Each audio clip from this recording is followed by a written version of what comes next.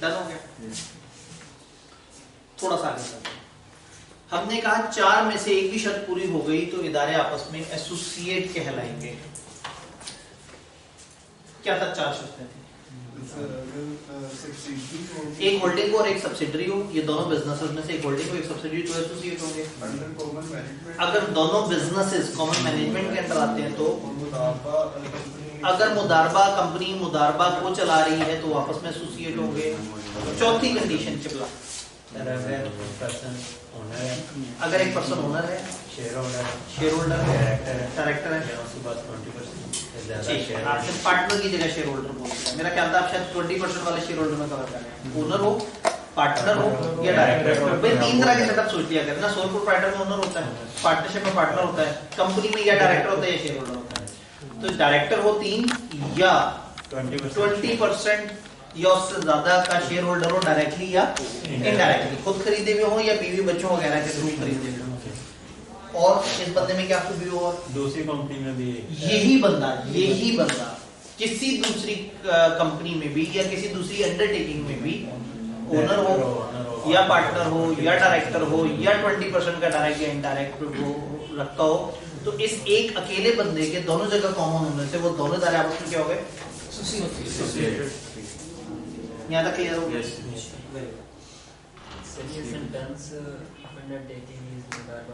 हाँ, if undertaking, अगर वो बिजनेस एक मुदारबा है जिसको मैनेज कर रही है एक कंपनी, तो जो कंपनी मैनेज कर रही है और वो जो भाई साहब मुदारबा है ये आपस में एसोसिएट, यानी कोई आपकी एसोसिएटेड अंडरटेकिंग कब होगी? जब वो वाली अंडरटेकिंग आपकी तरफ से मैनेज करता हुआ मुदारबा हो।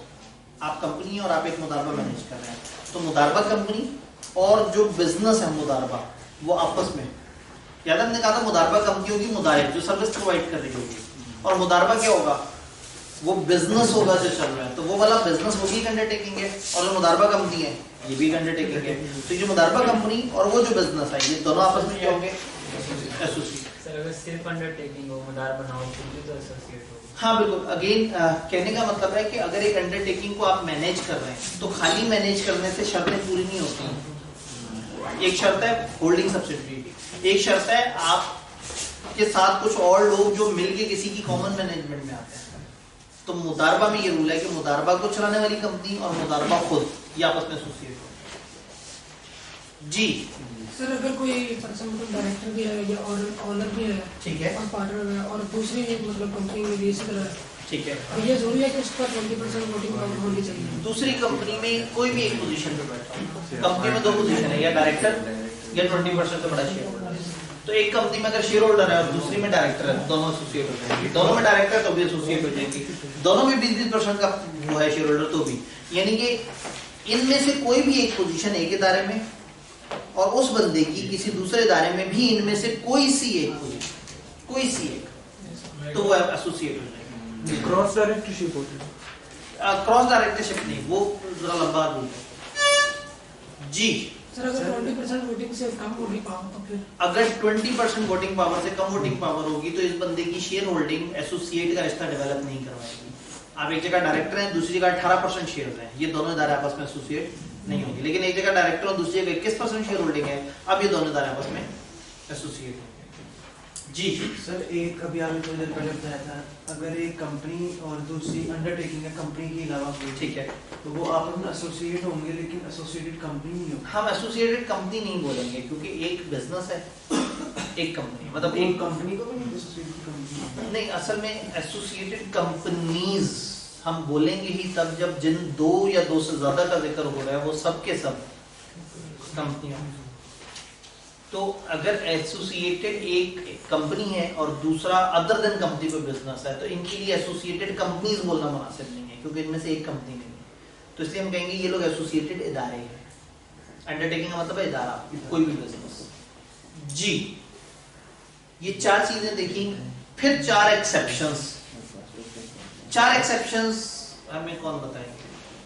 4 exceptions. Independent director, nominee government का नॉमिनी, गवर्नमेंट फेडरल हो, प्रोविंशियल हो, या उनका कोई फाइनेंशियल इंस्टीट्यूशन हो, share owned by national, share own कर रहा हो national investment trust, Pakistan investment corporation और सेंट्रल डिपॉजिटरी कंपनी में रखे हुए शेयर।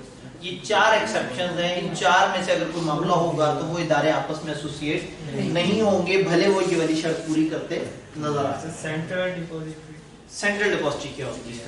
आप लगता है कई दिनों से गए थे, आप कल भी गए थे और आप उस दिन भी गए थे जब हमने स्टॉक एक्सचेंज को देखा था और मैंने सीडीसी के अंदर शेयर कैसे ट्रेड होते हैं वो तक बताया था। तो ये बहुत ज्यादा गाइड भाई, इनको कौन मदद करेगा? क्या आप मदद करेंगे? भाई को बताएं सीडीसी क्या चीज है।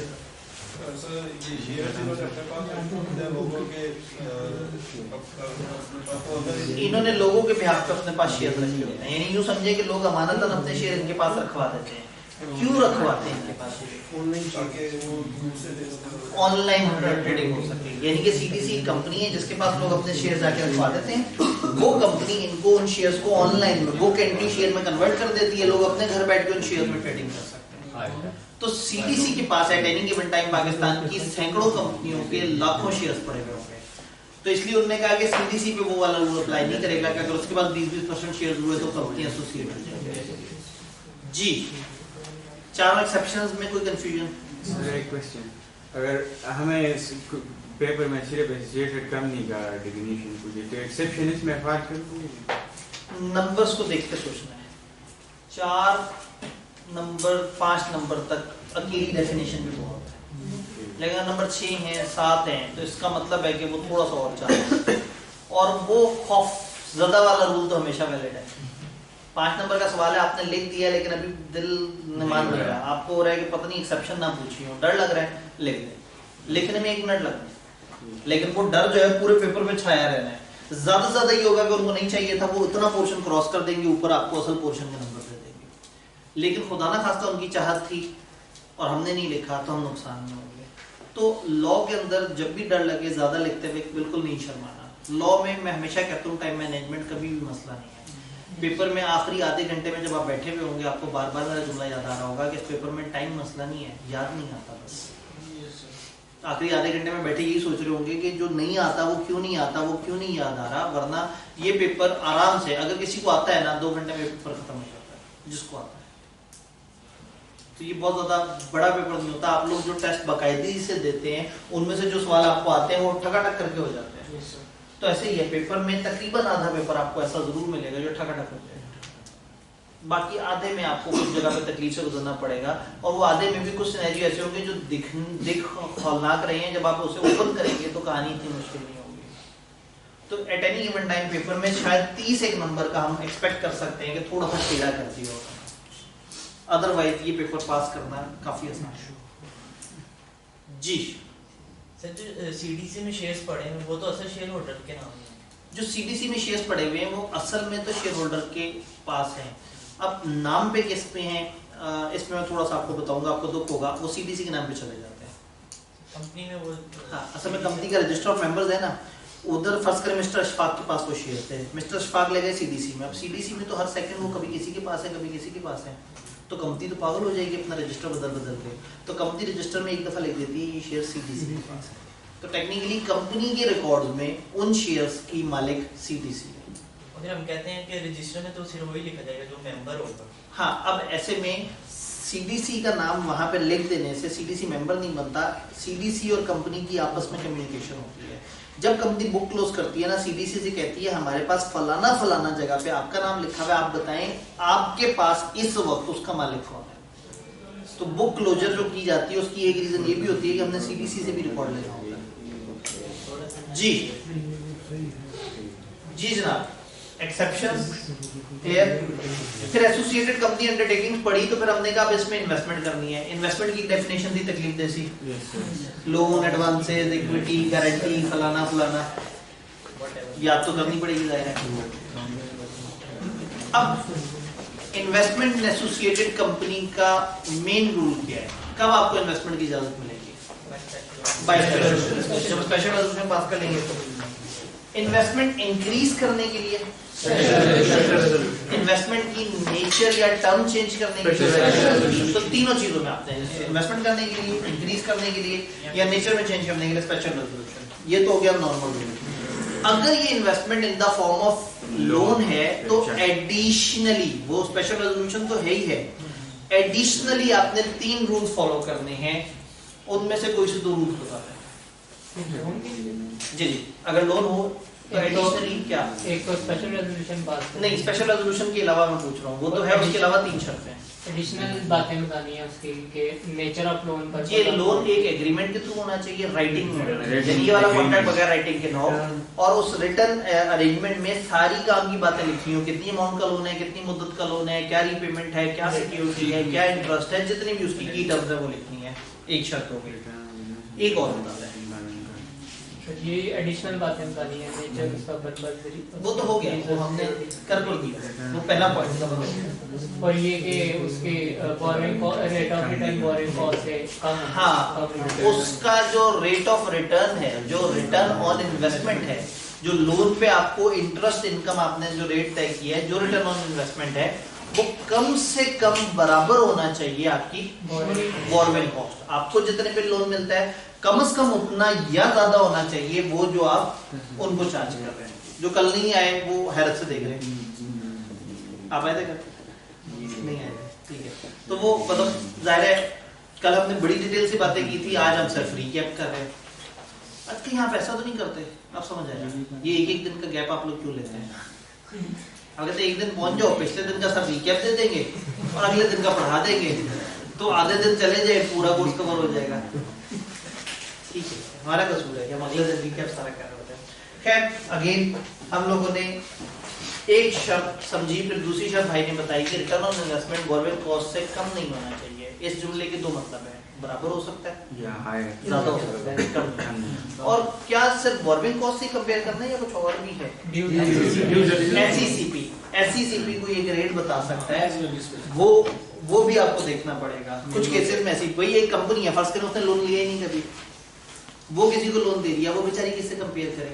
तो एसईसीपी कई दफा एक मिनिमम रेट खुद भी डिफाइन कर देता है कि देखो तुम्हारे पास और कुछ ना हो तो हम जो बताएंगे ना ये वाला रेट, तो फिर हम देखते हैं कि उनमें से हायर कौन सा है, फिर हम उसको यूज कर सकते हैं।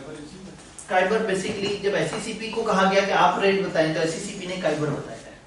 यानी एसईसीपी कहता है कि जिन कंपनी की बोरोइंग नहीं है वो देखें कि मुल्क में काइबर क्या चल रहा है, कराची इंटरबैंक ऑफर रेट क्या है, फिर वो उससे कंपेयर करें। बट हमारे सिलेबस में नहीं है, क्योंकि ये सारी बातें उन रेगुलेशन में, जो रेगुलेशन हमारे सिलेबस में नहीं है। तीसरी बात केवला लोन की इजाफी शर्तों में से एक शर्त बताई गई रिटर्न एग्रीमेंट हो, दूसरी शर्त बताई गई रिटर्न ऑन इन्वेस्टमेंट की, तीसरी शर्त का हल्का सा आइडिया साथ वाले भाई ने दिया, क्या?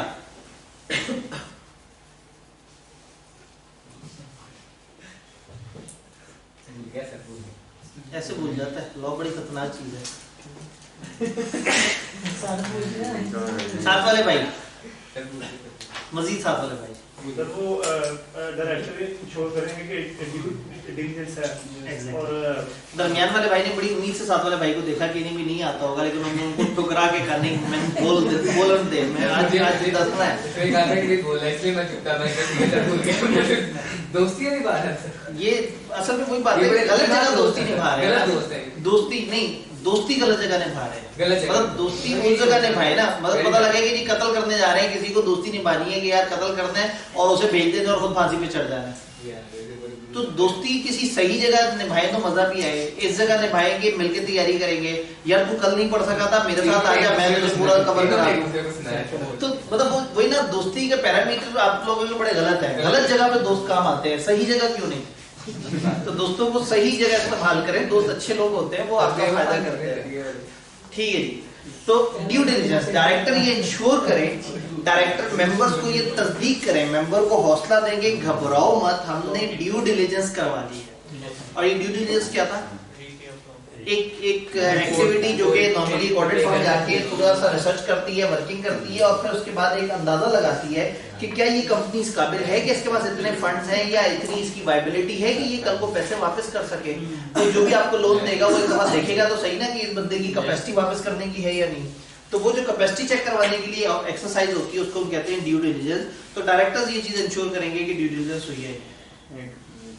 इसके अलावा इस सेक्शन ने कुछ और बताया है, वो क्या बताया? Recover on regular basis, return जो होगा वो रेगुलर बेसिस, रेगुलर बेसिस पे वो हो सकता है, ठीक है। उसके अलावा एसईसीपी कुछ क्लास ऑफ कंपनीज ऐसी बता सकती है जिन पे सेक्शन अप्लाई ना हो, जैसे कि प्राइवेट, मतलब ये वन ऑफ द एग्जांपल है एक लंबी छोटी लिस्ट में से। तो एससीसीपी कुछ कंपनियां बता सकती है जिनके सेक्शन अप्लाई ना करे, और रेगुलेशंस एससीसीपी सेक्शन को एक्सप्लेन करने के लिए कुछ रेगुलेशंस ला चुका है जिससे वो समझाए कि सेक्शन क्या है। तो वो कौन सी कंपनी एग्जाम्प्ट है हमें नहीं चाहिए, वो रेगुलेशंस क्या है हमें नहीं पता होना चाहिए, लेकिन जब भी ये सेक्शन आए और इसके नंबर ज्यादा हो तो हमने ये दो बातें लिखनी जरूर है कि एससीसीपी कुछ कंपनियों को एग्जाम्प्ट भी कर सकता है सेक्शन से, और एससीसीपी इस सेक्शन को समझाने के लिए रूल्स एंड रेगुलेशंस भी ला चुका है। यस कोई और सवाल, कोई सवाल कल के सेक्शन से? ये सिर्फ लोन के लिए या पूरी कंडीशंस के लिए, वो इन्वेस्टमेंट करने वो जो एक्सेप्शन वाली बात है, हाँ सारे के लिए पूरे सेक्शन के जी सिर्फ 3 चीजों को कवर करनी अंडर स्पेशल रेगुलेशन वो चेंज हो सकती है। ठीक है, time zone sir, time term है, हमने क्या कहा है अगर टर्म चेंज करेंगे तो टर्म्स में क्या आ जाता है, टाइम, रिपेमेंट का स्केड्यूल, इंटरेस्ट, फलाना फलाना, सिक्योरिटी, तो इन चीजों को चेंज करने का मतलब है चेंज इन टर्म्स हुई है, तो वो भी स्पेशल रेजोल्यूशन से कवर जी। सर अगर मैं इन्वेस्टमेंट का पूछे इन केस ऑफ लोन तो पहले तो ये लिखेंगे जी, अगर इन्वेस्टमेंट पूछे इन केस ऑफ लोन तो सवाल के अल्फाज बहुत ध्यान से देखने होंगे। अगर सवाल कहे what are the additional requirements in case of loan, फिर तो ये सीधा, और अगर वो कहें बताएं लोन देना है क्या शर्तें पूरी करनी है जैसे वो अक्सर पूछते हैं, तो फिर आप पहले स्पेशल रेजोल्यूशन बताएंगे और फिर नीचे एक हेडिंग देंगे एडिशनल कंडीशंस फॉर लोन, और वो 3 बातें। और अगर सवाल की स्टेटमेंट से डाउट हो रहा है तो फिर दोनों डाउट के केस में ज्यादा की तरफ ज्यादा लिख दें, अपने आप को सिक्योर रख के चलें। जी जनाब, कोई सवाल? सब क्लियर है? अब हम तो चैप्टर खत्म कर देंगे, बोर्ड पे बैठिए कर दे।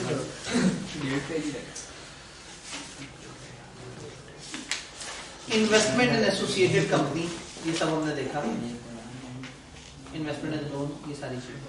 अब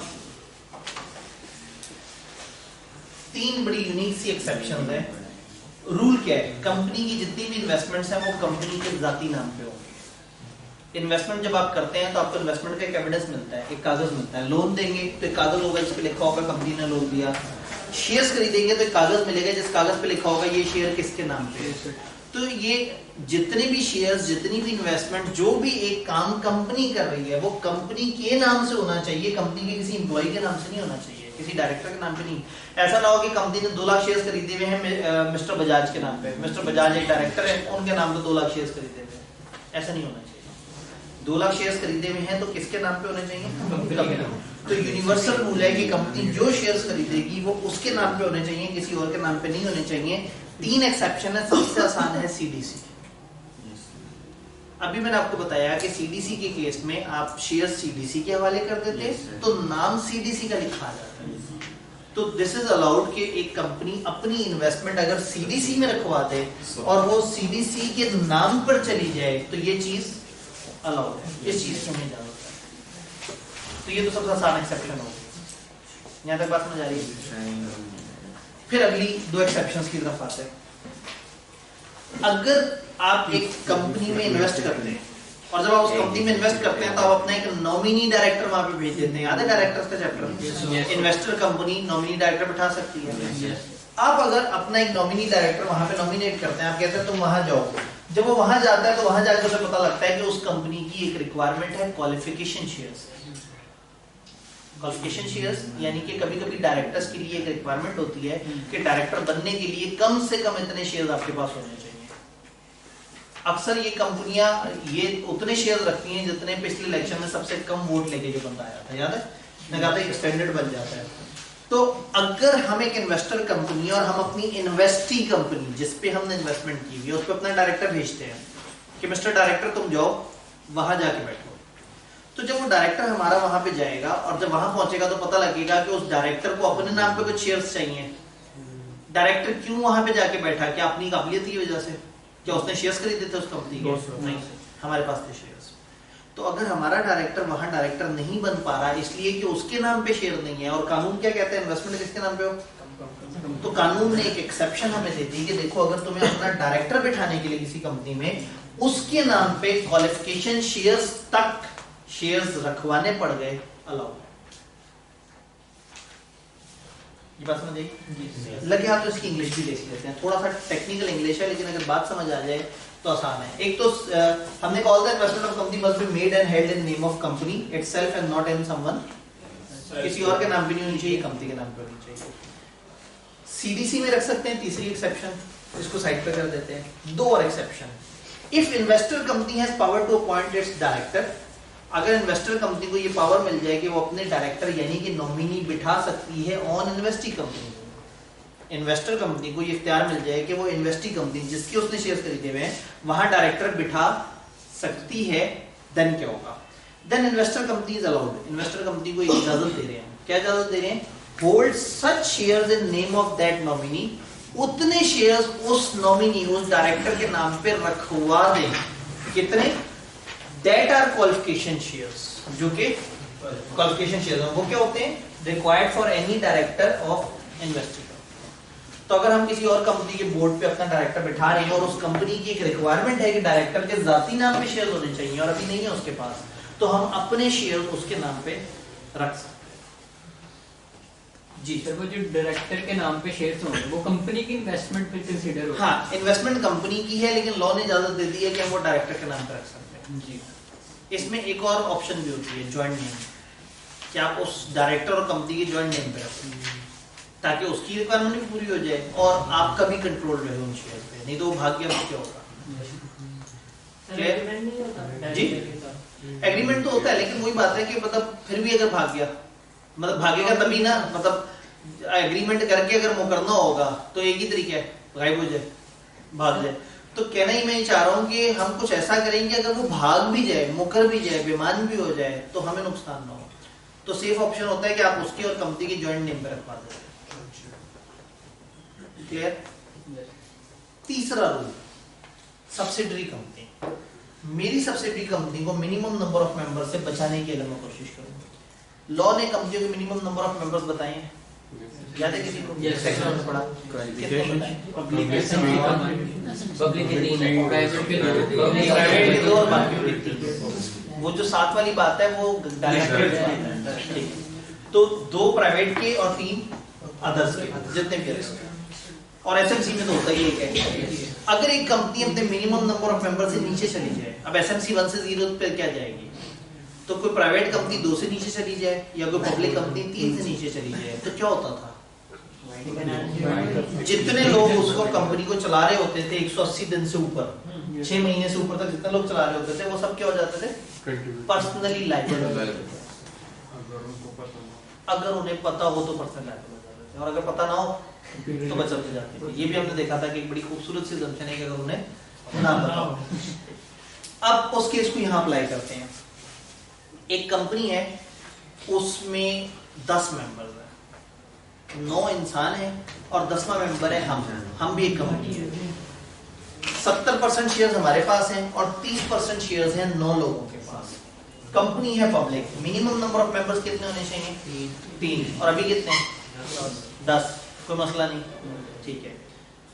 हमारे पास तो 70% है, बकाया 9 लोगों ने क्या किया, एक अकेले बंदे को सारे शेयर बेच दिए और चले गए। जब वो 9 लोगों ने एक बंदे को अपने शेयर बेच दिए तो अब टोटल नंबर ऑफ मेंबर्स कितने हैं? 2। एक 30% का मेंबर और एक। अगर ये कंपनी 3 से नीचे चलती रही तो सबसे बड़ा नुकसान किसको होना है? हमारा। हम 70% के मेंबर हैं, तो एक ऐसी कंपनी जो मिनिमम नंबर ऑफ मेंबर से नीचे चल रही है तो उसके सारे डेट्स के लिए तो हम लोग पर्सनल लायबल हो जाएंगे। हम तो ऐसा नहीं चाहेंगे, हम चाहेंगे कि मेंबर कम से कम 3 हो। अब 3 कहाँ से करें? 30% उसके पास है, 70% मेरे पास है, वो बेचने को तैयार नहीं।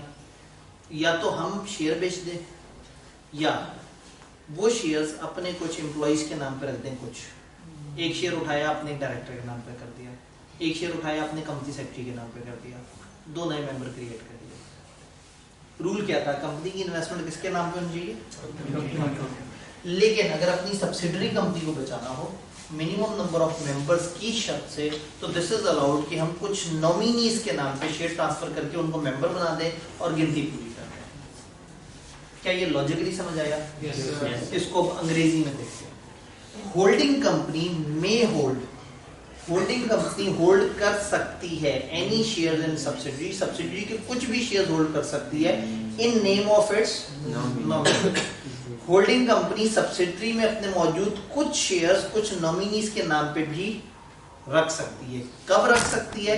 If number of members of subsidiary company, अगर उस सब्सिडरी कंपनी के number of members has reduced below required minimum number. तो सब्सिडरी कंपनी के अगर नंबर मिनिमम से नीचे हो जाते हैं, in that case we are allowed कि क्या करें, आप कुछ शेयर्स नॉमिनीज के नाम पे रख सकते हैं ताकि हम मिनिमम नंबर ऑफ मेंबर्स की क्लॉज से बचा लें। ये वाली बात, ये वाली लाइन समझ आई है? सर जो सब्सिडरी के अलावा कंपनी है उसमें ये ऑप्शन नहीं है, तो वहाँ पर भी तो ये लायबल हो जाएंगे ना? वहाँ पे भी लायबल हो जाएंगे। असल में होल्डिंग में हम इसलिए कह रहे हैं कि होल्डिंग में हमारा कंट्रोल है, तो सब कहेंगे यार आप ही तो थे मेन करता धरता, तो हमें पकड़ा जाएगा। एक कंपनी में मेरे 10% शेयर हैं और वो कंपनी मिनिमम से नीचे चली गई, तो मतलब इतना मेरे ऊपर उतना वजन नहीं है जितना होल्डिंग सब्सिडरी में, तो इजाजत होल्डिंग सब्सिडरी में मिली है। उस केस में हम इस इजाजत को अवेल नहीं करेंगे, हम शेयर बेच देंगे। एक दो शेयर बेच देने से अगर हमारा वो लायबिलिटी बचती है तो क्या जा रहा है जी। पहले दो पॉइंट्स में तो कोई वो रीजन है कि वो दूसरों के नाम पे वो कर रहे हैं इन्वेस्टमेंट? हाँ। सीडीसी के नाम पे। सीडीसी में क्या रीजन है? सीडीसी का रीजन है सीडीसी का सिस्टम, सीडीसी का वो सिस्टम जहां सेकंडों में ट्रांजैक्शन किसी और बंदे के नाम पे हो जाती है। जब शेयर सीडीसी के पास जाते हैं, अगर हम सीडीसी से हर 5 मिनट बाद पूछें हाँ भाई इस वक्त इन शेयर्स का मालिक कौन है, फिर 1 घंटे बाद पूछें आप कौन है इन शेयर्स का मालिक, क्योंकि सीडीसी में तो वो इधर उधर बिखर रहे हैं, कभी मिस्टर ए के पास, कभी बी के पास, कभी सी के पास, कभी आधे बी के पास, कभी ए के पास, तो कंपनी तो पागल हो जाएगी रजिस्टर बदल बदल के। तो फिर लॉ ने हमें ये इजाजत दी है कि जब शेयर सीडीसी के पास चले जाए तो आप उन शेयर्स के आगे लिख दिया करें सीडीसी। जब मेंबर्स को खत भेजना हो, जब कोई और काम करना हो, सीडीसी को खत लिखे उनसे कहें इन शेयर्स के आगे आपके पास आज की डेट में कौन मेंबर आ रहा है, सीडीसी हमें एक लिस्ट देगा, हम उन लोगों को खत भेज देंगे। तो इसलिए जो शेयर सीडीसी में चले जाते हैं उसकी रिकॉर्ड रखना हम बंद कर देते हैं, वो रिकॉर्ड फिर सीडीसी वाले रखते हैं। हम अपने रजिस्टर में सिर्फ एक चीज लिख देते हैं सीडीसी। मैं इसकी एग्जांपल देता हूँ, बैरियर टाउन। आप अगर फर्ज करें आप किसी भी जगह लाहौर में एक जगह खरीदते हैं, आप जगह खरीदते हैं और उसके बाद गवर्नमेंट एलडीए वगैरह के पास जाके रजिस्टर करवाते हैं कि ये जगह मेरे नाम पे। बैरियर टाउन ने क्या किया, एक बहुत बड़ी जमीन खरीदी और गवर्नमेंट के पास जाके रजिस्टर करा दिया कि इस जमीन का मालिक है बैरियर टाउन। अब उस जमीन में जितने भी प्लॉट है वो गवर्नमेंट के कागजों में, रजिस्टर ऑफ मेंबर्स, गवर्नमेंट के कागजों में क्या लिखा है, बैरियर टाउन। बैरियर टाउन के अंदर कब कौन किस जमीन का मालिक है वो रिकॉर्ड कौन रख रहा है, गवर्नमेंट। कभी भी बैरियर टाउन को खत लिख के पूछ सकती है कि आपके पास जितने भी प्लॉट है जरा हमें बताएं आज की डेट में उनका कौन है मालिक। लेकिन गवर्नमेंट उस झंझट में नहीं पड़ी, गवर्नमेंट ने एक दफा उस पूरी जमीन को कह दिया कि ये बैरियर टाउन की जमीन है। अब बैरियर टाउन इंटरनली अपने रिकॉर्ड खुद मैनेज करेगी और गवर्नमेंट उस सरदर्द में नहीं पड़ेगी, गवर्नमेंट ने लिख दिया बैरियर टाउन, जब गवर्नमेंट को जरूरत पड़ी तो वो खत लिख लेंगे। यही सीडीसी में भी होता है। हमारे वो सारे शेयर जो सीडीसी में चले गए ना, फिर हम मजीद जाके तहकीक नहीं करते कि सीडीसी के अंदर उनका कौन कौन मालिक है, आज की डेट में कौन मालिक है, कल कौन मालिक है, क्योंकि तो ऑनलाइन है, वो तो कभी किसी के पास होंगे किसी के पास। तो ये सीडीसी के केस में ये परमिशन होती है कि फिर जो शेयर सीडीसी के पास चले जाएंगे वो नाम पे सीडीसी के कहलाएंगे और हम ये कहेंगे कि उन शेयर्स का मालिक सीडीसी है, हालांकि उसका असल मालिक कुछ इंसान है। इसीलिए हमने वो पीछे भी सीडीसी को एक्सेप्शन में देखा कि अगर सीडीसी नामी कंपनी के पास शेयर्स चले जाएं तो वो सीडीसी से एसोसिएट नहीं बनेंगे। लिस्टेड कंपनी के केस में भी ऐसे ही होगा, वो भी यही लिखेंगे क्योंकि उन्होंने तो शेयर रजिस्ट्रार ऐसे ही है, इंडिपेंडेंट शेयर रजिस्ट्रार भी सीडीसी लिख देगा, क्योंकि वो भी इतनी पेन नहीं लेगा कि हर बदलते सेकंड के साथ कौन चेंज हो रहा है, क्योंकि जो ऑनलाइन शेयर है ना वो तो सेकंडों में बिक रहे हैं जी। CDC electronic register of members. जी जी बिल्कुल, सीडीसी एक तरह का इलेक्ट्रॉनिक रजिस्टर ऑफ मेंबर्स का फिलहाल, लेकिन हमने उस दिन सीडीसी को समझा था कि सीडीसी पूरी वो ऑनलाइन स्टॉक एक्सचेंज के सिस्टम को संभाल रही है और सीडीसी पे ही वो सारी इलेक्ट्रॉनिक ट्रांजैक्शन होती हैं जी। सर सेकंड पॉइंट में जो शेयर ट्रांसफर हो गए उनके, तो वो मेंबर्स के होंगे शेयर, मतलब डायरेक्टर जिनके नाम पे नहीं, हमने ट्रांसफर नहीं किया, हमने उनके नाम पे रखवा दिया। अच्छा, शेयर इन्वेस्टमेंट हमारी है, कंपनी की इन्वेस्टमेंट कंपनी के नाम पे होनी चाहिए, लेकिन ये इन्वेस्टमेंट है कंपनी की नाम पे किसी और की। यानी कि प्रॉब्लम ही यही है कि हम नाम अपना रखना है। अगर ट्रांसफर कर दिया फिर तो ये वाले सेक्शन की जरूरत ही नहीं पड़ी हमें। सेक्शन की जरूरत ही तब पड़ी जब इन्वेस्टमेंट मेरी हो और नाम पे किसी और के हो। रूल ये है कि आपकी इन्वेस्टमेंट आपके अलावा किसी और के नाम पे नहीं होनी चाहिए। क्लियर? तो ये हमें 3 एक्सेप्शन समझ आई। अब अगर हमारे कुछ ऐसी इन्वेस्टमेंट्स हैं जो हमारे नाम पे नहीं है, वो किसी और के नाम पे है, तो लॉ ये कहता है कि आपके पास एक रजिस्टर मेंटेन होना चाहिए आपके रजिस्टर्ड ऑफिस में या जहाँ पे भी आप अकाउंट रिकॉर्ड रखते हैं, और उसमें लिखा होना चाहिए कि आपकी कौन कौन सी इन्वेस्टमेंट किस किस के पास है और क्यों। उसके कुछ पर्टिकुलर और डिफाइन किए जो लॉ ने हमें नहीं बताया कि उसमें क्या क्या लिखना है। बस ये कहती है कि हर कंपनी एक रजिस्टर रखेगी, जिस रजिस्टर में कुछ कवायद देगी उन इन्वेस्टमेंट्स के जो कि कंपनी के अपने नाम पे नहीं है, हालांकि वो है किसकी इन्वेस्टमेंट, कंपनी के। ये रजिस्टर मेंबर्स को दिखाने के लिए फ्री है। यानी कि हमने पहले ये बात की थी कि मेंबर कंपनी के रिकॉर्ड नहीं देख सकते सिवाय इसके जो कंपनी खुद इजाजत देते हैं। कंपनीज एक्ट ने ये इजाजत दी है कि ये वाला रिकॉर्ड अगर मेंबर देखना चाहेंगे तो हर दिन कम से कम 2 घंटे के लिए ये रिकॉर्ड अवेलेबल होगा कंपनी के रजिस्टर ऑफिस। जो आके देखना चाहे देख सकता है। अगर कोई इसकी कॉपी लेना चाहे, इसमें से एक्सट्रैक्ट लेना चाहे, इसका कुछ फोटोकॉपी करवाना चाहे, वो फीस देगा कंपनी को, और उसकी एप्लीकेशन जब आएगी उसके 7 दिनों के अंदर अंदर कंपनी पाबंद है उसको ये रिकॉर्ड शेयर करना। तो जब भी लॉ में कहीं लिखा हो ना कि ये वाला रिकॉर्ड मेंबर देख सकते हैं, तो ये सारे रूल हमेशा आप अप्लाई कर सकते हैं। जब देख सकते हैं तो उसमें कम से कम डेली 2 घंटे की अवेलेबिलिटी होगी, आगे देखना फ्री होगा, घर ले जाने के पैसे होंगे, अगर उसका कोई एक्स्ट्रा लेना होगा तो फीस देनी होगी, फीस देने से पहले एक एप्लीकेशन देनी होगी, एप्लीकेशन के 7 दिनों के अंदर कंपनी पाबंद होगी कि आपको वो चीज प्रोवाइड करे। तो ये इस रजिस्टर से रिलेटेड रूल है कि रजिस्टर में नेचर, वैल्यू और सच पर्टिकुलर्स होंगे जो कि जरूरी हैं, जिससे समझ आ सके कि वो कौन कौन से शेयर हैं, क्या मामला है। ओपन टू इंस्पेक्शन होगा फ्री ऑफ कॉस्ट, कम से कम 2 घंटे डेली। कोई भी बंदा अगर उसे मतलब मेंबर देखना चाहे तो इन 2 घंटों में फ्री देख सकता है। कोई और मेंबर्स के अलावा देखना चाहे उसको फीस देनी पड़ेगी। इस इंस्पेक्शन पे कंपनी को रिकवर लगाना चाहे तो लगा सकती है कि अच्छा जी आपने जो है ना जब इंस्पेक्शन करनी है तो ये रूल्स फॉलो करनी है, आपने दोपहर 2 से पहले आना है, भाई 2 घंटे अवेलेबल करने हैं ना, हो सकता है सुबह में कर दें, कोई भी रिस्ट्रिक्शन लगा सकते हैं। कोई मेंबर सर्टिफाइड कॉपी चाहता है या इसमें से कुछ पार्ट चाहता है तो वो फीस पे करेगा और उसकी एप्लीकेशन के 7 दिनों में उसको वो चीज मिल जाएगी। इंस्पेक्शन अगर मना कर दी जाएगी तो वो बंदा रोते हुए रजिस्ट्रार के पास जाके कह सकता है कि देखिए जी मेरे साथ अन्याय हो गया, नाइंसाफी हो गई, मेरी तो सुनी ही नहीं गई। डन? क्या ये सारी बात समझ आ रही है? ये सारी बात समझ आ रही है। इस चैप्टर को हम 2 हिस्सों में डिवाइड कर सकते हैं। वैसे तो उसको चैप्टर कहते हुए भी मेरे लब का पानी लगते हैं, तो मतलब वो टाइम आ गया कि इतनी छोटी छोटी चीजों को चैप्टर कहना पड़ रहा है। तो खैर इन्वेस्टमेंट्स में 2 बातें हैं, इन्वेस्टमेंट इन एसोसिएट और ये जो अदर शर्तें हैं। फिर आगे आ जाता है डिस्क्लोजर ऑफ इंटरेस्ट और रिलेटेड पार्टी के कॉन्सेप्ट। रिलेटेड पार्टी की तरफ चलते हैं। डिस्क्लोजर ऑफ इंटरेस्ट में कहानी ज्यादा है, पहले रिलेटेड पार्टी की तरफ चलते हैं। वाह, पहले से रंग बरंगी होती है।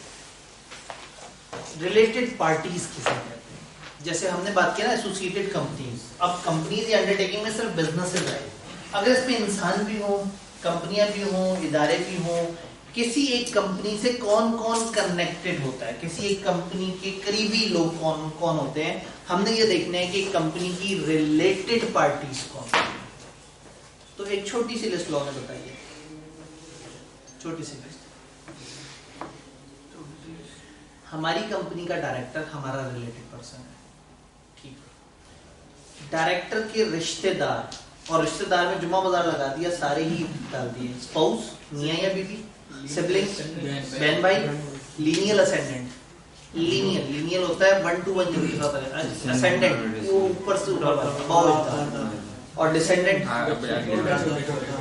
तो लीनियल, दोनों में लीनियल है, यानी कि जिनके साथ ब्लड रिलेशन है, वालिदैन उनके वालिदैन उनके वालिदैन, औलाद उनकी औलाद उनकी औलाद, इर्द गिर्द से बहन भाई हो गए, और स्पाउस, यानी कि उन्होंने तकरीबन घर के सारे मेंबर पूरे कर दिए। तो डायरेक्टर और डायरेक्टर के रिश्तेदार कंपनी की क्या हुए? Related parties. अब एसोसिएटेड अंडरटेकिंग नहीं बोलूंगा, ये इंसान है, तो रिलेटेड पार्टी जरा ज्यादा बड़ा वर्ड है। रिलेटेड पार्टी के अंदर जितने भी जान पहचान वाले वो आते हैं। तो अब कंपनी की रिलेटेड पार्टीज कौन है? सबसे पहले डायरेक्टर और डायरेक्टर के रिश्तेदार। क्लियर हो गई बात? नंबर 2, आपकी मैनेजरियल पर्सनल और हिज रिलेटेड। मैनेजमेंट में जो बंदा की पोजीशन पे हो, बड़ी पोजीशन पे हो, manager accounts, manager finance, manager marketing, जो टॉप पे मतलब मैनेजमेंट की जो मेन अहम सीटों पे बैठे हुए हो, की सीटों पे बैठे हुए हो, की यानी कि अहम मेन सीट्स पे बैठे हुए हैं, वो तमाम मैनेजर्स वो भी हमारे रिलेटेड पार्टीज हैं और उनके रिलेटेड। तो डायरेक्टर और उनके रिश्तेदार, की मैनेजर, सारे मैनेजर्स नहीं, अहम मैनेजर्स और उनके रिश्तेदार। अब ऐसी पार्टनरशिप, ऐसी फर्म जिसमें डायरेक्टर या मैनेजर या उसका रिलेटिव पार्टनर, यानी कि जो ऊपर वाले लोग हैं इनमें से कोई भी अगर किसी फर्म में मौजूद है, पार्टनर है, तो वो वाली फर्म भी हमारी कनेक्टेड फर्म है, वो भी हमारी रिलेटेड पार्टी पर है। इस वक्त हम जरा ज्यादा बड़े लेवल पे देख रहे हैं कि कौन कौन से आपसे कनेक्टेड लोग कहलाएंगे, कौन कौन से रिलेटेड लोग कहलाएंगे। ये क्लियर है?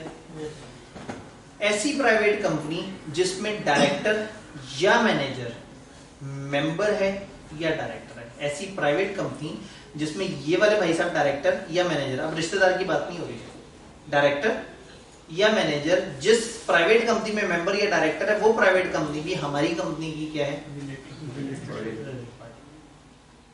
डेफिनेशन इतनी फैलती जा रही है कि तकरीबन इसमें आधा पाकिस्तान आ जा रहा है, सारी चीजें कवर कर ली। ऐसी पब्लिक कंपनी जिसमें डायरेक्टर या मैनेजर या तो डायरेक्टर है या शेयर्स रखता है अपने रिश्तेदारों के साथ मिलजुल के। पब्लिक प्राइवेट कंपनी में हमने क्या कहा था? मेंबर हो या डायरेक्टर हो, रिश्तेदारों के थ्रू हमने नहीं कहा था, बस इन दो बंदों को कहा था। पब्लिक कंपनी में हम क्या कह रहे हैं? जिसमें ये डायरेक्टर या मैनेजर या तो डायरेक्टर हो, ये दोनों में से कोई डायरेक्टर हो, या ये खुद और रिश्तेदारों के साथ मिलजुल के पेड अप शेयर कैपिटल रखते हैं। तो रिलेटिव्स की वही वाली डेफिनेशन, रिलेटिव्स अभी तक वही चले आ रहे हैं। क्लियर? परसेंटेज भी नहीं दी, एक शेयर पे जहां लॉ खामोश है वहां खामोश। एनी बॉडी कॉर्पोरेट, कोई भी ऐसी कंपनी, कोई भी ऐसी कंपनी, किसी भी किस्म की कंपनी जिसका चीफ एग्जीक्यूटिव या मैनेजर, जिसका बड़ा जो टॉप पे बंदा बैठा है या जो जिसके बड़े हैं, इज अकस्टम्ड, उनको आदत है to act in accordance with advice, direction और इंस्ट्रक्शन ऑफ अ डायरेक्टर और मैनेजर। हमारी कंपनी का डायरेक्टर या मैनेजर, कुछ ऐसी कंपनियां हैं जिस कंपनी के लोग इनके कहे बगैर हिलते नहीं, जो ये कहते हैं वही करते हैं, इन्हीं के मशवरे मानते हैं, इन्हीं की बात सुनते हैं, और वो आदी हैं। उनका चीफ एग्जीक्यूटिव भी इनसे आशीर्वाद लेता है, फिर अपना काम शुरू करता है। तो कहने का मतलब है कि इन दो में से, मतलब हमारे डायरेक्टर या मैनेजर में से, इनका इतना इन्फ्लुएंस होगा दूसरी तरफ कि इनकी बात जो है वो सुने बगैर वो नहीं चलते। तो इसका मतलब है हमारे डायरेक्टर या मैनेजर्स, जो की मैनेजर्स हैं, उनका जिन कंपनियों पे इतना इन्फ्लुएंस है कि वो कंपनियां उनकी बात ही हमेशा सुनती हैं, वो वाली कंपनियां भी हमारी क्या बन गई? जबरदस्ती के जोड़े जा रहे हैं, मतलब हर चीज में कहा ना, आधा पाकिस्तान जोड़ दिया है। अच्छा, अब उल्टा, any person on whose advice, direction और इंस्ट्रक्शन अ डायरेक्टर और manager is accustomed to it. अब वो तमाम लोग जिनकी ये लोग हमेशा बात सुनते हैं, जिनकी बात सुनने पे ये मजबूर हैं, या जिनकी बात ये हमेशा सुना करते हैं, अब वो लोग भी रिलेटेड पर्सन होंगे। हाँ, इसके अंदर थोड़ा सा इन्होंने बताया, इन्होंने कहा advice, direction, instruction given in professional capacity are excluded. अगर एक बंदा प्रोफेशनली कोई एडवाइस वगैरह लेता है किसी लॉयर से या कुछ और इस तरह, तो वो तो उसके पैसे पे कर रहा है। किसी ऑडिटर से आके कोई चीज एडवाइस लेता है या कुछ और, तो अगर आप प्रोफेशनली किसी से एडवाइस ले रहे हैं तो वो इसमें शामिल नहीं होगी। हम यहाँ बात कर रहे हैं कि जहाँ पे कोई ऐसा शख्स है जिसके कहने पे, जिसके हुक्म पे ये लोग चलते हों, वो शख्स भी इनका रिलेटेड पर्सन है। लॉ का पेट अभी भी नहीं भरा। एनी कंपनी जो कि होल्डिंग कंपनी हो वो भी रिलेटेड पार्टी है, जो सब्सिडरी कंपनी हो वो भी रिलेटेड पार्टी है, जो एसोसिएटेड कंपनी है वो भी रिलेटेड पार्टी है। अब कहानी को रिवर्स घुमाया, a subsidiary of a holding company to which it is also a subsidiary, जिसकी हम सब्सिडरी हैं उसकी कोई और सब्सिडरी भी हमारी रिलेटेड होती तो वो सब्सिडरी ही है। हाँ, यानी कि नहीं, सब्सिडरी की सब्सिडरी होती है ना, सब्सिडरी हमारी होल्डिंग की कोई और सब्सिडरी, वो भी हमारे। दोबारा इंग्लिश पढ़ते हैं। किसी होल्डिंग कंपनी की एक सब्सिडरी, देखिए किसी होल्डिंग कंपनी की एक सब्सिडरी, वो किसी होल्डिंग कंपनी कौन सी है? वो वाली holding company to which it is also a, किसी ऐसी होल्डिंग कंपनी की कोई और सब्सिडरी जिस होल्डिंग कंपनी की हम, आसान अल्फाज में हमारी होल्डिंग की कोई और सब्सिडरी। सर जैसे हाई कैप होल्डिंग और स्कैम और राइज रिलेटेड हो सकता उतना नहीं कह सकता, असल में हम उतने कंट्रोल में नहीं आते। आईकैप उतना रेगुलेट नहीं करता, अगर ज्यादा रेगुलेट करता तो हम कह देते कि कॉमन मैनेजमेंट वगैरह आ जाएगा। इस वक्त ये ट्यूशन सेंटर्स हैं, वो इदारा है, वो नॉट फॉर प्रॉफिट है, ये प्रॉफिट मेकिंग इंस्टीट्यूशन, वो ज्यादा कमाता है, ये कम कमाता है वो और बात है, लेकिन खैर वो नॉट फॉर प्रॉफिट है और ये कमर्शियल इंस्टीट्यूट है जी, नाम निहाल। और आपको पता है जहां थक जाते हैं हम लिख देते हैं सच अदर पर्सन एज, मतलब अब रह क्या गया था इसमें। कोशिश करते हैं ज़बानी याद करने की क्या क्या बातें हैं, कौन कौन है रिलेटेड पार्टी। सबसे पहले तो इंसानों को लेके चलते हैं ना, डायरेक्टर के रिश्तेदार रिलेटेड पार्टी, की मैनेजमेंट वाले बंदे और उनके रिश्तेदार वो भी रिलेटेड है। अब उसके बाद आगे चलें, अब उन लोगों के इन दो लोगों के आगे से जो कनेक्शंस है, ये जिस पार्टनरशिप में पार्टनर है वो रिलेटेड पार्टी है, ये जिस प्राइवेट कंपनी में या डायरेक्टर हैं या मेंबर हैं, ये लोग रिश्तेदार, वो प्राइवेट कंपनी भी हो गई। फिर जिस पब्लिक कंपनी में ये डायरेक्टर हैं, इन दो में से कोई, इनके रिश्तेदार की बात नहीं हो रही, इन दो में से कोई डायरेक्टर है या ये शेयर होल्डर हैं, चाहे खुद हो चाहे इनके रिश्तेदार हो, ये हो गया। फिर दो असर और रसूख वाले मामला आ गए, वो बॉडी कॉर्पोरेट जो इनके कहने पे चलती हैं और वो बंदे जिनके कहने पे ये चलते हैं। फिर आपकी होल्डिंग कंपनी, आपकी सब्सिडरी कंपनी, आपकी एसोसिएट कंपनी, आप जिस कंपनी की सब्सिडरी हैं उस कंपनी की बाकी सब्सिडरी और एनी अदर एज। ये ऐसी डेफिनेशन है कि पेपर में आधी तो बंदा खुद से भी लिख सकता है, लेकिन आधी से ज्यादा नहीं जा सकता, आधी से ज्यादा भी रट्टा मारना पड़ेगा, और रट्टा मारने के बाद भी याद आधी रहनी है। तो इसको अच्छी तरह से समझ लेना है कि इसमें कौन कौन से कनेक्शंस हैं और उनको जोड़ने की कोशिश करना। डन। ये सब पढ़ने के बाद ना नीचे उन्होंने एक छोटी सी डेफिनेशन दी है ऑफिस ऑफ प्रॉफिट की। इस डेफिनेशन की तरफ हम आगे से वापस पीछे आएंगे। रिलेटेड पार्टी ट्रांजैक्शन, हमने रिलेटेड पार्टीज को क्यों समझा? इसलिए कि हम देखना चाह रहे थे कि रिलेटेड पार्टी ट्रांजैक्शन का क्या रोल है।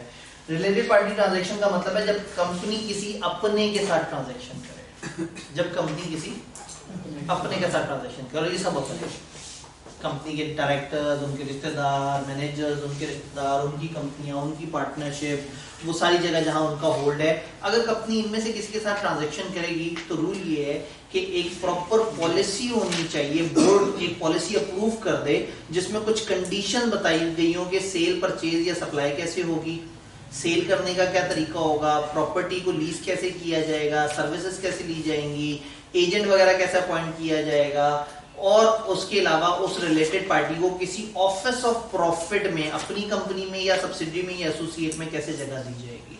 ऑफिस ऑफ प्रॉफिट की डेफिनेशन अभी हमने होल्ड की हुई थी, वो पीछे लिखी भी आ रही थी। यानी कि एक प्रॉपर पॉलिसी बनाई जाएगी जिस पॉलिसी के थ्रू ये सारी चीजें तय हों कि क्या क्या चीजें जो है वो इसके अंदर कवर होगी।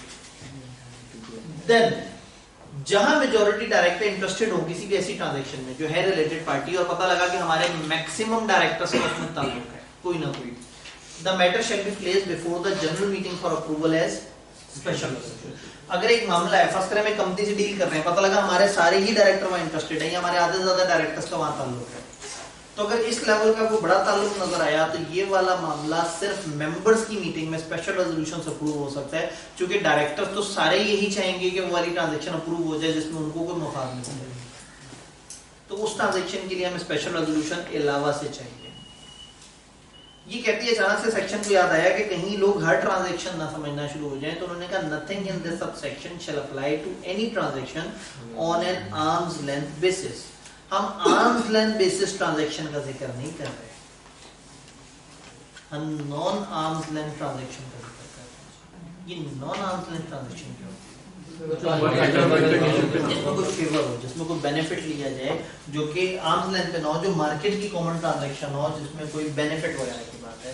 तो हम ये सारी वो ट्रांजैक्शन का जिक्र कर रहे हैं जो कि नॉर्मल से हट के टर्म्स पे होती हैं, उनका जिक्र कि एक तो बोर्ड की अप्रूव्ड एक पॉलिसी के मुताबिक होना चाहिए वो सारा कुछ, और अगर उसमें मेजॉरिटी लोग इंटरेस्टेड हैं, majority of the director interested है, तो फिर ये कौन करेगा?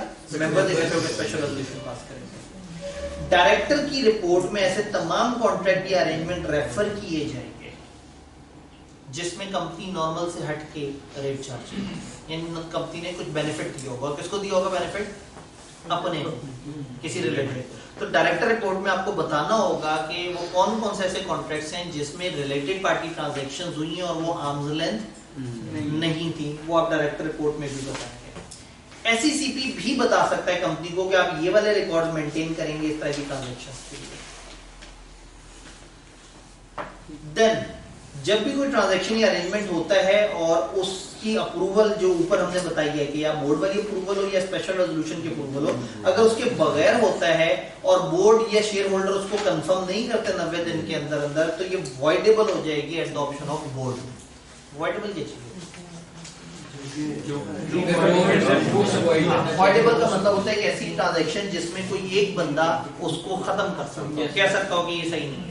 तो उन्होंने कहा अगर कंपनी में ऐसी ट्रांजैक्शन होती है और बगैर इजाजत लिए होती है, तो 90 दिन के अंदर अंदर डायरेक्टर्स मेंबर से इजाजत नहीं ली गई, तो अब ये टोटल डायरेक्टर्स की मर्जी है, चाहे तो ट्रांजैक्शन को जाने दें और चाहे तो उसे मना कर दें, उसको वो रिवर्स भी कर सकते हैं। जेनेरिक बातें अनफॉर्चुनेटली सारी याद करने वाली हैं और इम्पोर्टेंट है। इसी दफा हमारी किताब में प्रॉपर सी टॉपिक जरा ज्यादा डिटेल में ऐड हुआ है, पहले इस तरह से नहीं होता था। अगर कॉन्ट्रैक्ट रिलेटेड पार्टी का किसी डायरेक्टर या किसी डायरेक्टर वगैरह की तरफ से ऑथराइज है, तो डायरेक्टर कंपनी को इंडेमनिफाई करेंगे अगर कंपनी को कोई नुकसान हुआ।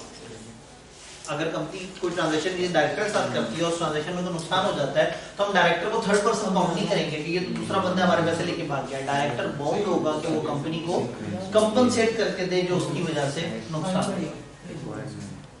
बात समझ आ रही है? देन कोई भी ऐसा डायरेक्टर जिसने इस तरह से किया है वो लाइबल होगा लिस्टेड कंपनी के केस में कि उसको 3 साल तक की सजा हो सकती है और 5 मिलियन तक का फाइन हो सकता है या दोनों हो सकते हैं। बाकी कंपनियों में लेवल 2 तक की पेनल्टी, और लिस्टेड कंपनी के अंदर हमें गुस्सा पड़ा है, हमने कहा 3 साल तक की जेल भी हो सकती है उस बंदे को जिसने इस तरह की रिलेटेड पार्टी ट्रांजैक्शन बगैर अप्रूवल के कर डाली और कंपनी को नुकसान हो।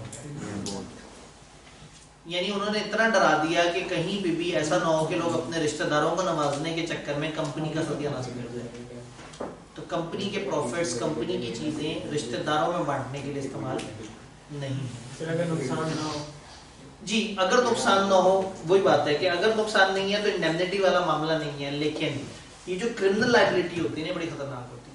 ये नहीं देखती कि नुकसान हुआ या नहीं हुआ, ये देखती है कि कानून टूटा या नहीं टूटा। अगर कानून टूट गया है तो ये जुर्माना, इसीलिए उन्होंने अप टू लिखा होता है। फर्स्ट का नुकसान नहीं हुआ तो हो सकता है कहीं 1 महीने की क्या 5 मिलियन तक का फाइन लिखा हुआ है, और सॉरी एटलीस्ट 5 मिलियन फाइन लिखा हुआ है और बोथ लिखा हुआ है, तो उन्होंने कहा या वो हो जाएगा या ये हो जाएगा या दोनों हो जाएगा।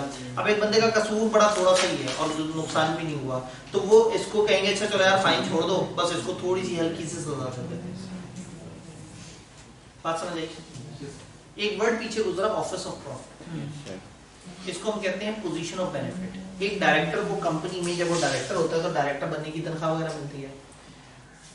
जो फुल टाइम डायरेक्टर होते हैं, जो एग्जीक्यूटिव डायरेक्टर होते हैं, उनको तनख्वाहें मिल रही होती हैं, और जो नॉन एग्जीक्यूटिव डायरेक्टर होते हैं जो फुल टाइम नहीं होते उनको क्या मिलता है? कमीशन। मीटिंग अटेंड करने के पैसे होते हैं। मीटिंग अटेंड करने की उनकी एक फीस होती है, मीटिंग में आने जाने का टीए मिलता है, मतलब जो उनका एक्चुअल खर्चा हुआ है, और दूसरा उस मीटिंग को अटेंड करने की उनको एक छोटी सी फीस मिलती है। तो ऐसे में अगर डायरेक्टर अपनी इन रेम्युनरेशन के अलावा कंपनी से किसी पोजीशन पे आगे एक्स्ट्रा से पैसे लेना शुरू कर दे, वो कहलाता है ऑफिस ऑफ प्रॉफिट। जैसे हमने बात की थी, डायरेक्टर कहेगा मुझे अकाउंट का मैनेजर बना दो, मुझे वो पैसे देना भी शुरू कर दो। डायरेक्टर कहेगा मैं मार्केटिंग को हेड करूंगा, मुझे उसके पैसे भी दे दो। डायरेक्टर अपनी एक दुकान डाल के बैठ जाए कंपनी के प्लाजे में कि चलो मैं सोचा मैं भी अपनी दुकान शुरू कर लूं, मुझे भी फायदा हो जाए। तो अगर एक डायरेक्टर अपनी कंपनी में डायरेक्टरशिप की हैसियत में मिलने वाले जो बेनिफिट्स हैं उससे ओवर एंड अबव कोई ऐसी पोजीशन एक्सेप्ट कर ले जिससे उसको उससे इजाफी कुछ एक्स्ट्रा पैसे, फी, बेनिफिट मिल जाए, तो वो पोजीशन जो उसने एक्सेप्ट की है वो क्या कहलाएगी? Office of profit. एक दफा इसकी डेफिनेशन देखते हैं। ये लॉ में हम लोगों ने एक और जगह पे भी देखा था, डायरेक्टर्स में। डायरेक्टर में हमने कहा था कि अगर बगैर मेंबर से पूछे आपने कोई ऑफिस ऑफ प्रॉफिट एक्सेप्ट कर लिया, निकाल दिया जाए। receives anything by way of remuneration over and above his remuneration as director. As director जो उसकी remuneration थी उससे over and above जो भी आपने by way of remuneration, by way of salary, fee, commission, perquisite, rent free accommodation और otherwise किसी भी तरीके से कंपनी से कोई भी एक्स्ट्रा फेवर ली जो कि एक डायरेक्टर को नहीं मिलती। डायरेक्टर वाली फेवर्स तो आपका हक है, डायरेक्टर की फेवर के अलावा अगर आपने किसी भी किस्म की फेवर्स दी तो वो सारी फेवर ऑफिस ऑफ प्रॉफिट कहलाएगी। तो ये ऑफिस ऑफ प्रॉफिट जो टर्म है डायरेक्टर के लिए इस्तेमाल होती है किसी और चीज के लिए? ऑफिस ऑफ प्रॉफिट वैसे जनरल टर्म है, लेकिन इस वक्त हम इसको रिलेटेड पार्टी के कॉन्टेक्स्ट में यूज कर रहे हैं। देखिए ऑफिस ऑफ प्रॉफिट डेफिनेशन है, अब आपने इस लाइन से कनेक्ट करना है। रिलेटेड पार्टी की appointment to any office of profit. तो वो वहां जब हमने डायरेक्टर्स के चैप्टर में पढ़ा था तो हमने कहा था कि अगर डायरेक्टर ने ऑफिस ऑफ प्रॉफिट एक्सेप्ट किया फारिग हो जाएगा। लेकिन यहाँ हम क्या कह रहे हैं? हम कह रहे हैं कोई भी रिलेटेड पार्टी अपॉइंट होती है किसी भी ऑफिस ऑफ प्रॉफिट में, तो इस पे जुर्माना नहीं है, कंपनी की पॉलिसी के मुताबिक होगा।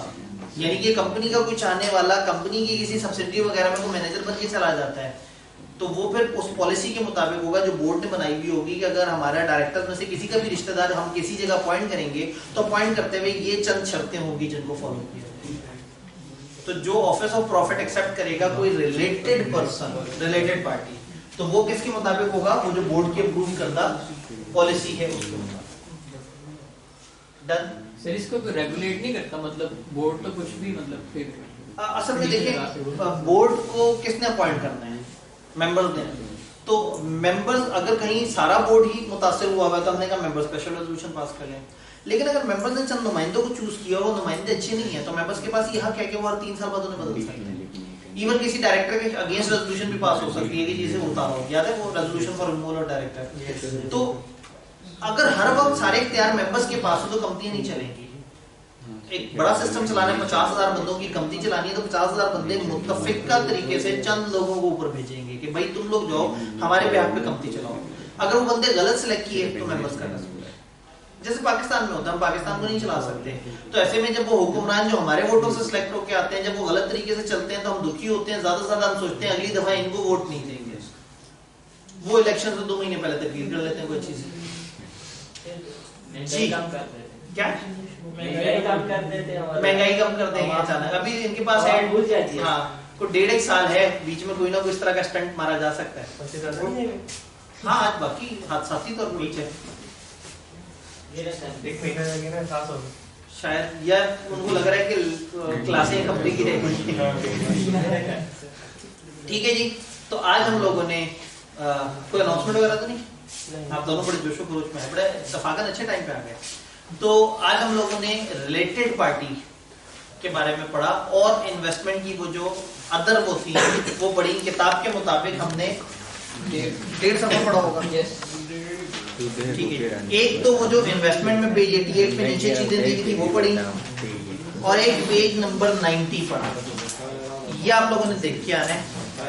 कल इंशाल्लाह ताला इसको खत्म करते हुए आगे चलते हैं या बीच में कुछ पास पेपर वगैरह डिस्कस कर लेंगे। ठीक है, मिलते हैं।